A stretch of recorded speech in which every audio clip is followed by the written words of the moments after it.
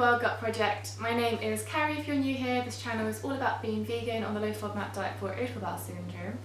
And today I've got a grain-free recipe for you. It's some creamy coconut cardamom porridge made with quinoa, because people have often been requesting grain-free because they're trialing grain-free as well as low FODMAP and vegan, which is quite a lot, so very restrictive. I wouldn't do it for very long before you start re-challenging, but here is the recipe. Enjoy.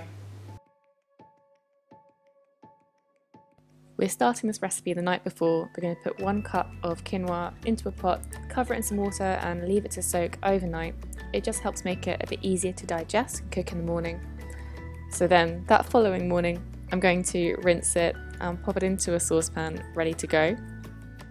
Then I'm going to add 1 cup of water, and then I'm also going to add 1 cup of plant milk. I'm using oat milk here, which isn't grain-free, but something like almond milk or even coconut milk, if you can get it without inulin, would be fantastic.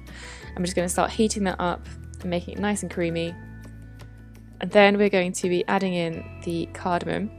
I've got 3 cloves. I'm just going to crush them in my fingers, but if you crush them under a saucepan, you'll get an even stronger flavour, and pop those in to infuse.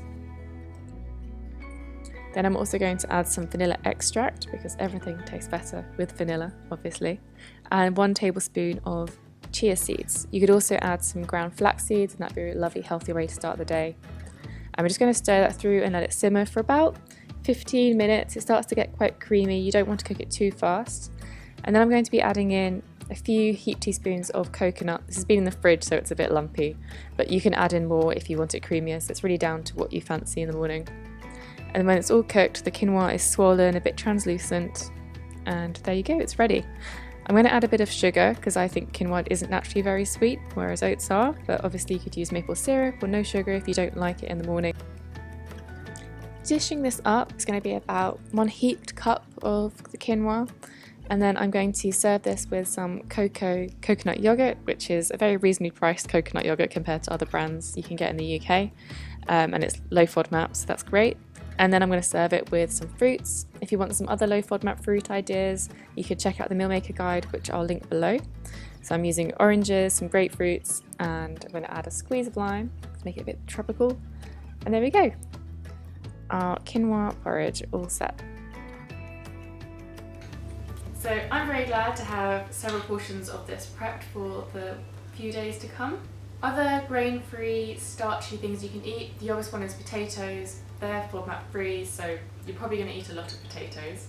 There's other things like cassava flour, you can have quinoa flour, you can have like 2/3 of a cup of green banana flour, you can have almond flour, but like small amounts. A lot of these have upper limits of FODMAP, so you really have to check the portions on the Mono-saccharides app. What else? Buckwheat and millet, and then Japanese pumpkin, parsnip, and chestnuts. So those are some options, but they do all have limits, so yeah, it's very restrictive to be grain-free and vegan and low FODMAP, so definitely do this one with a dietitian if you're trying it. But I hope this recipe was helpful. It's nice to mix things up, to be honest, from the usual oats, and it's obviously very high protein being quinoa and tastes really good. So yeah, I will see you in a couple of weeks with another video, and until then, take care. Bye.